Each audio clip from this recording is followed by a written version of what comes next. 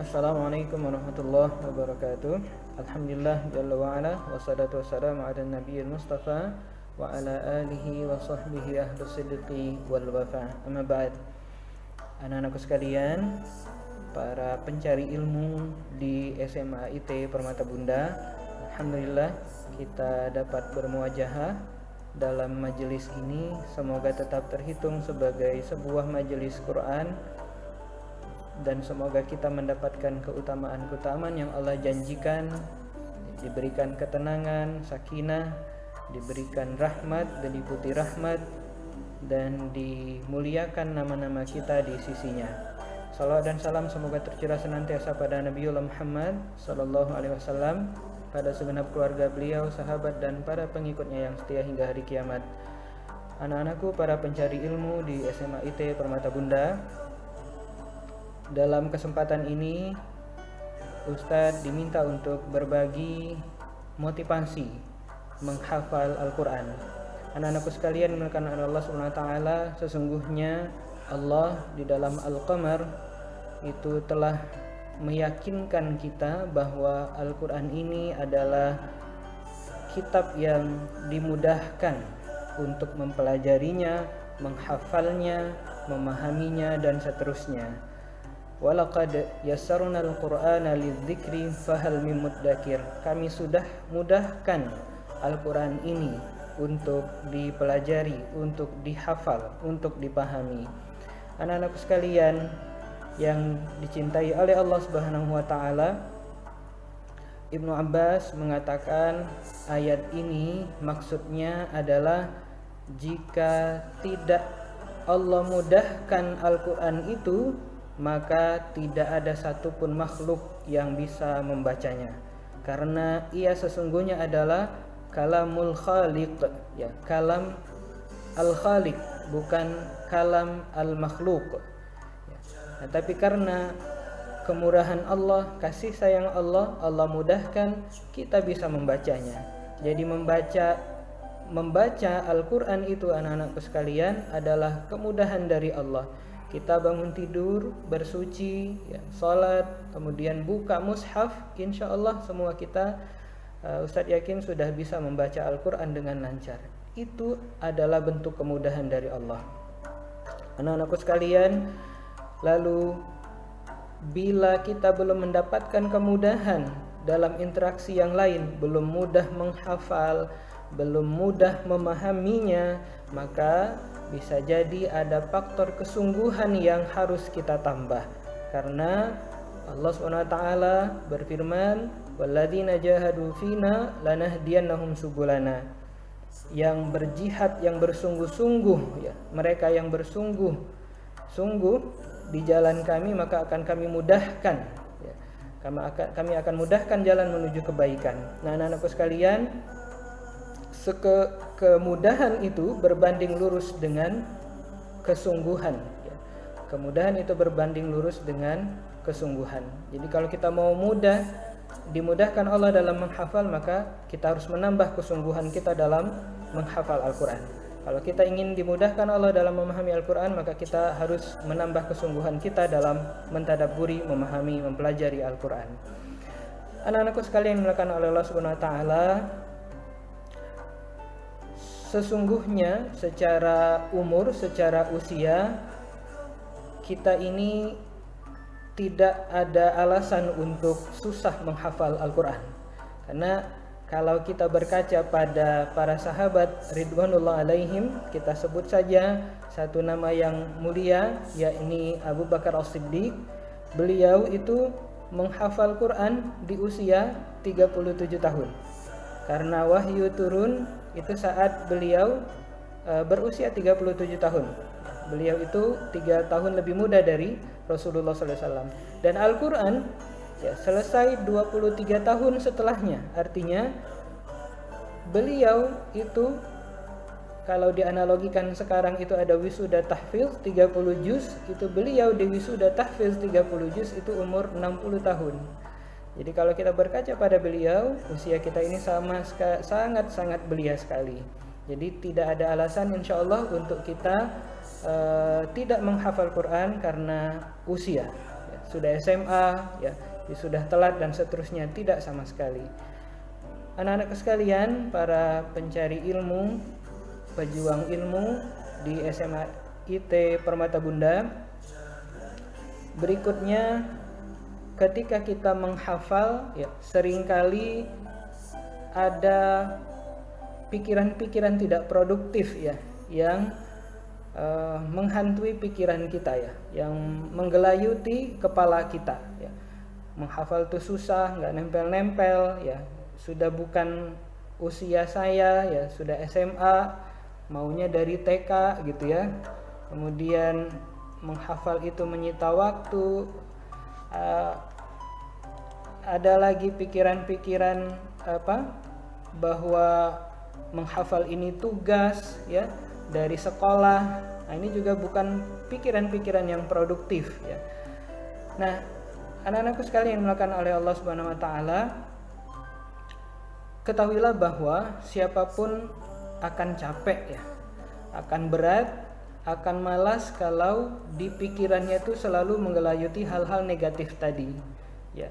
Kita akan selalu menyerah, ya, kalau di kepala kita itu menggelayut pikiran-pikiran negatif.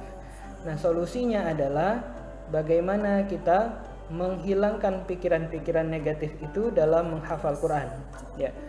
Jadi pikirkan 3 hal pokok, ya, dalam menghafal Quran itu. Yang pertama, kita menghafal Al-Quran itu karena mencintai kalamnya, ya, mencintai Al-Quran.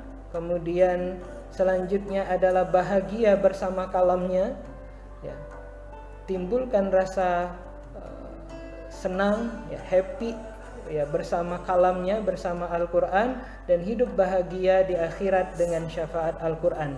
3 inilah harusnya yang menggelayuti pikiran kita, ya. Mencintai kalamnya, bahagia, happy bersama Al-Quran, dan berharap hidup bahagia di akhirat bersama syafaat Al-Quran. Anak-anakku sekalian, siswa-siswi SMA IT Permata Bunda yang dicintai oleh Allah Subhanahu wa taala, selanjutnya dalam menghafal Quran itu kita harus punya target tarbawi, ya. Target imani dalam menghafal. Jadi mengapa saya menghafal Quran? Untuk meningkatkan ibadah dan amal salih saya, ya. Kemudian mengapa saya menghafal Quran? Agar terjaga diri dari godaan syaitan. Mengapa saya menghafal Quran? Untuk menambah pengetahuan syar'i, pengetahuan agama. Mengapa saya menghafal Al-Quran? Mempersiapkan bekal kehidupan akhirat dan agar mendapatkan syafaat Al-Quran. Itulah diantara beberapa target tarbawi, target imani dalam menghafal Al-Quran. Anak-anakku sekalian yang melakukan Allah Subhanahu wa taala, hindari fokus, ya. Hindari fokus pada hal yang sudah pasti terjadi. Apa saja itu? Misal mampu membaca tanpa melihat. Ya, namanya menghafal, ya, betul mampu membaca tanpa melihat. Tapi kalau ini difokuskan, nah ini yang seringkali kita jadi capek, jadi cepat nyerah, cepat lelah. Loh kok nggak nempel-nempel sih? Loh kok nggak cepat? Nah, ini yang harusnya dihindari, ya. Jangan terlalu fokus pada bisa membaca tanpa melihat. Kemudian jangan juga terlalu fokus pada cepat atau lambat mengingat, ya. Cepat atau lambat mengingat ini sudah tidak usah terlalu difokuskan, ya. Kemudian sering lupa, ya. Namanya Al-Quran itu pasti sudah dari Allah itu memang sudah membuat Quran ini itu mudah lupa. Ibrahnya apa? Kata para ulama, biar kita sering-sering membaca Al-Quran.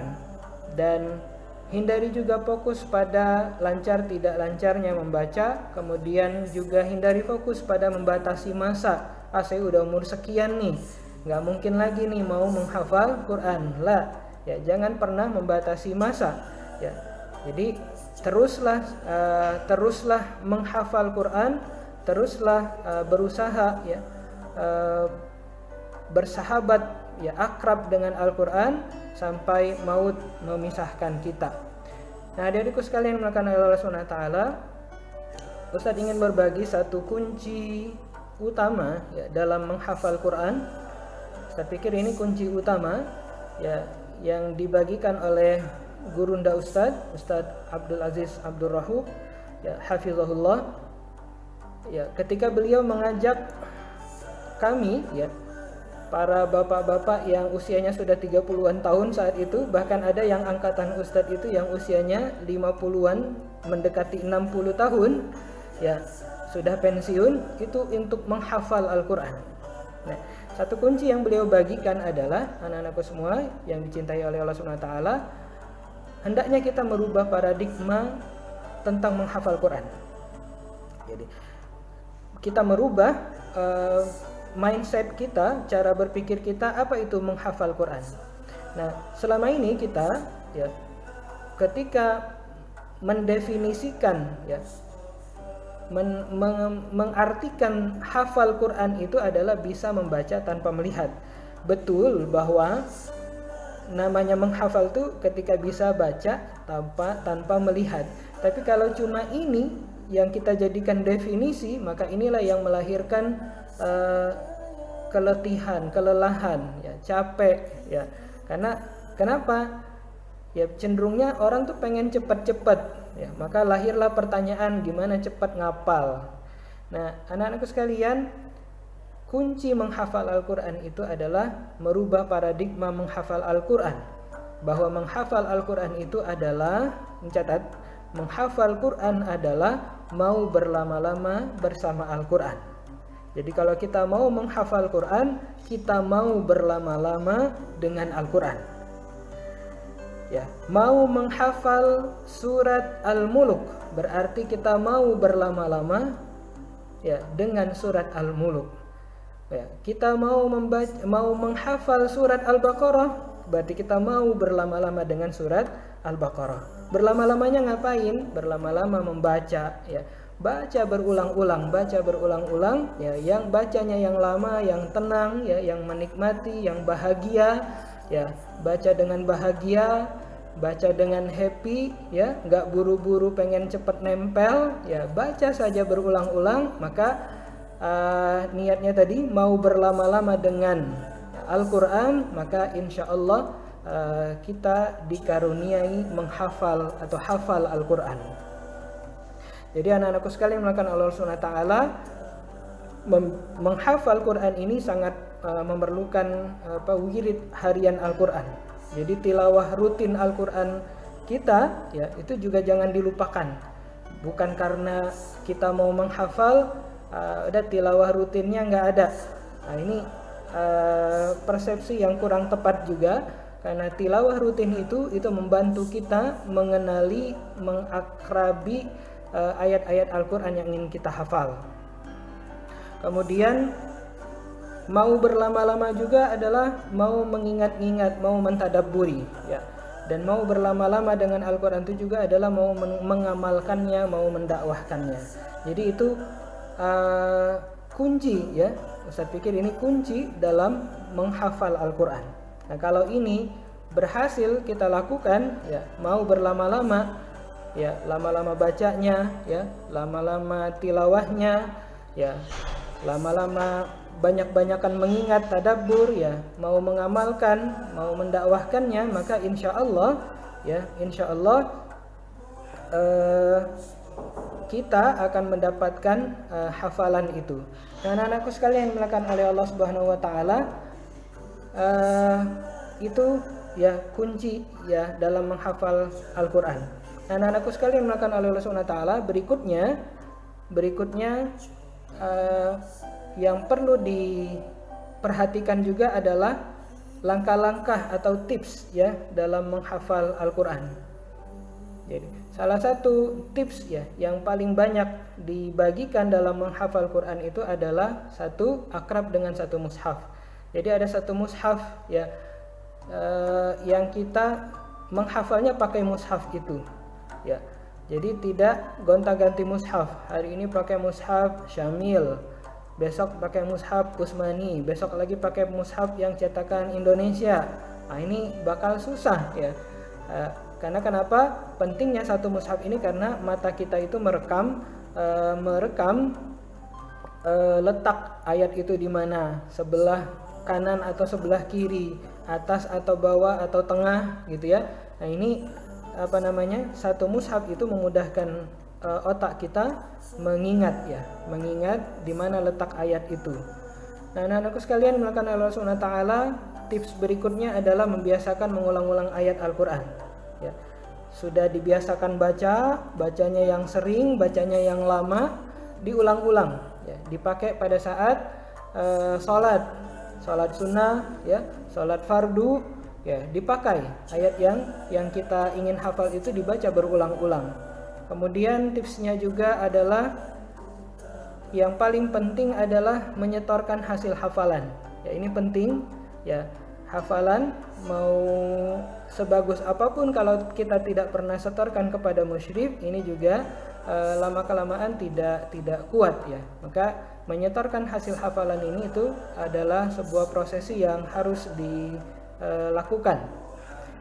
Anak-anakku sekalian, maka Allah Subhanahu wa taala, tips berikutnya adalah menjadikan ayat-ayat yang sudah kita hafal itu sebagai bacaan harian. Jadi dibaca, datang ke sekolah, di angkot atau di mobil ya. Kalau tidak ada yang diobrolkan, lebih baik dibawa membaca ayat-ayat yang sudah kita hafal. Ya, begitu juga dengan misalnya menunggu pelajaran ya, menunggu apapun, nah maka bisa kita gunakan untuk diulang-ulang, dibaca berulang-ulang. Tadi semangatnya adalah mau berlama-lama dengan Al-Quran, bukan mau cepat-cepat ya. Kalau mau cepat-cepat, Quran juga nggak betah ya. Ya, kalau kita maunya sama Quran tuh sebentar aja, ya Quran juga mau sama kita sebentar juga gitu, nggak mau lama-lama. Jadi inilah kaitannya, ingat kuncinya adalah kita mau berlama-lama dengan Al-Quran. Nah, anak-anakku sekalian, maka Allah Subhanahu wa taala di samping merubah paradigma ya, mengamalkan kunci menghafal tadi, kemudian menjalankan tips-tips yang cocok dengan kita ya. Mungkin ada yang cocok dengan mendengarkan MP3, ada yang cocok dengan menuliskan, ada yang cocok dengan setoran teman sebaya dulu sebelum disetorkan ke ustadz, dan seterusnya. Di samping tips-tips dan trik-trik ya yang sifatnya keilmuan ya, yang perlu kita lakukan juga adalah ikhtiar ruhaniyah ya, usaha ruhani ya. Dalam menghafal Quran ini kita sangat membutuhkan bantuan Allah Subhanahu wa taala, kemudahan dari Allah Subhanahu wa taala. Maka ikhtiar ruhani ini menjadi sebuah hal yang mutlak ya dalam kita menghafal Al-Quran ya. Poin pentingnya adalah bagaimana kita menjadikan Al-Quran atau menghafal Quran itu sebagai cita-cita dan keinginan imani, bukan keinginan duniawi. Biar saya nanti kuliahnya mudah, biar nanti saya dapat banyak kemudahan. La, ya, kita jadikan keinginan cita-cita imani. Kemudian ikhtiar ruhani berikutnya juga adalah banyak berdoa. Jadi dari sekalian, doa ini penting, dan doa itu pasti didengar oleh Allah Subhanahu wa taala. Ya, ud'uni astajib lakum. Allah pasti mendengar doa-doa yang kita sampaikan. Ada anakku sekalian yang dicintai oleh Allah Subhanahu wa taala, di samping banyak berdoa juga banyak beramal solih. Ya, dengan harapan amal solih itu memudahkan kita menghafal Al-Quran. Yang berikutnya juga ikhtiar ruhani juga adalah menjaga salat 5 waktu dan salat malam. Ya, ini penting karena salat malam itu adalah waktu yang paling kuat untuk hati kita menerima Al-Quran. Ya, hati kita merekam Al-Quran. Itu waktunya malam. Jadi menjaga salat malam. Bahkan para sahabat ridwanullah alaihim itu meyakini, idza qama sahibul Quran ana al-laili wa ana an-nahar yatslunahu ya fala yansa atau hafizahu ya. Mereka para sahabat ridwanullah alaihim itu meyakini ya, jika orang yang menghafal Quran itu membaca Al-Quran itu sepanjang malam ya, sering baca di waktu malam, maka insya Allah dia tidak mudah lupa ya Qurannya ya, bahkan dia akan semakin kuat hafalannya. Dan anak-anakku sekalian, maka Allah Subhanahu wa taala, ikhtiar ruhani berikutnya adalah sering mendengarkan tausiah Al-Quran ya. Seringkali kita di tengah jalan ada ya lumrah ya. Manusia itu ada capeknya, ada turunnya, semangatnya ya, semulanya tinggi kemudian turun. Nah, ini sering harus diatasi dengan sering kita mendengarkan tausiah Al-Qur'an. Ya, ini untuk meningkatkan semangat kita kembali. Nah, ikhtiar ruhani berikutnya adalah bergaul dengan komunitas pecinta Al-Qur'an. Gaulnya bareng-bareng yang hafal Quran. Jadi kalau kita gaulnya bareng yang nggak pernah baca Quran, hari-harinya ya bakal keikut. Ya, tapi kalau gaulnya kita hari-harinya dengan orang yang menghafal Quran, maka kita pun insya Allah akan termotivasi terus untuk membaca atau menghafal Al-Quran. Nah, anak-anakku sekalian melakukan Allah SWT, dulu seorang teman Ustadz pernah berkunjung ke Palestina ya. Jadi ketika yang menarik adalah ketika di Gaza itu beliau menemukan sekumpulan pemuda ya, pakai kaos oblong, pakai celana jeans, lagi nongkrong gitu. Lagi nongkrong. Kirain hampir sama dengan anak-anak di Indonesia ya. Ada pakai kaos oblong, pakai jeans, celana jeans, nongkrong. Ternyata begitu dihampiri mereka itu ditanya, ternyata yang jadi obrolan mereka itu bukan game ya, bukan kesenangan keasikan duniawi, bukan, tapi yang diobrolin itu adalah sudah berapa juz hafal Quran. Jadi kebayang ya di sana itu ya pemuda-pemudanya itu sibuknya adalah menghafal Al-Quran. Jadi hafal Quran di sana itu sudah kalau kita mah ya sudah seharusnya lah ya, terlalu banget kalau nggak hafal Quran ya, bagi mereka begitu ya, terlaluan banget ya kalau nggak hafal Quran. Nah, kita seharusnya pun begitu ya. Untuk hal-hal duniawi saja para pecinta hobi ya itu punya komunitas ya. Ada komunitas motor, ada komunitas mobil ya, ada komunitas pecinta komik ada komunitas pecinta film apa, ada komunitas pecinta grup band apa gitu ya. Nah, sebagai sesama pecinta Al-Quran pun kita harusnya sudah seharusnya lebih termotivasi untuk sering-sering kumpul dengan para pecinta Al-Quran. Anak-anakku sekalian, siswa-siswi SMA IT Permata Bunda yang dimuliakan Allah, demikian mudah-mudahan yang singkat ini dapat memotivasi kita untuk terus menghafal Al-Quran, untuk terus mensahabati Al-Quran. Ya, kita sangat berharap ya ketika nanti di akhirat kita datang dengan banyak kekurangan, dengan banyak dosa, dengan kurangnya pahala, kurangnya kebaikan yang kita lakukan, ya tiba ada Al-Quran, tiba ada surat-surat Al-Quran yang menghampiri kita, membela kita ya mati-matian. Bahkan dalam sebuah hadis itu surat Al-Muluk itu kalau diamalkan, kalau dibaca rutin ya sebelum tidur, maka dia akan datang kepada Allah nanti ya membela sahabatnya yang membacanya setiap hari sebelum tidur. Beliau terus ya surat Al-Muluk ini terus meminta kepada Allah, ya Allah, ini sahabat saya, dia baca saya terus gitu. Di hadis itu dikatakan surat Al-Muluk itu nggak berhenti menghibah, nggak berhenti meminta, nggak berhenti merengek kepada Allah sampai Allah memberikan ampunannya. Nah, itulah yang kita harapkan adik-adikku sekalian, anak-anakku sekalian yang dicintai oleh Allah SWT. Kemuliaan itulah yang ingin kita dapatkan, yang kita inginkan ya Allah berikan kepada kita. Mudah-mudahan Allah rizkikan kepada kita semua ya, kakak kita, adik-adik kita, bahkan ayah ibu kita kemudahan untuk mensahabati Al-Quran, membaca Al-Quran, menghafal Al-Quran, memahami Al-Quran, dan mendakwahkan Al-Quran. Itu saja anak-anakku sekalian, mudah-mudahan menjadi motivasi kita semua. Hadanallahu aikum ajma'in. Wassalamualaikum warahmatullahi wabarakatuh.